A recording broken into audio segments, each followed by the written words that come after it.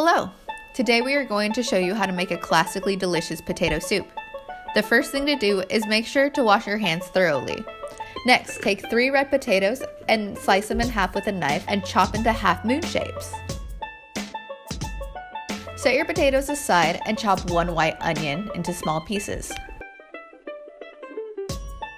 After that, smash and mince 2 garlic cloves. Set the garlic and onion aside and strip the kale leaves off the stem and give them a rough chop. Make sure the chopped kale is equal to 3 cups.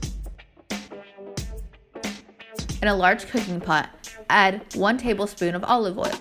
Next, add the chopped garlic and onions into the pot. Cook on low heat till the onion pieces are translucent, then add the chopped potatoes.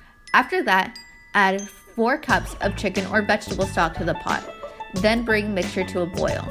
Once the soup is boiling, turn the stove to simmer around 20 to 45 minutes or until the potatoes are soft. Once the potatoes are cooked, you have the option to add 1.5 cups of cream to the soup. Turn the stove off and add your chopped kale leaves. Cozy up and enjoy some potato soup.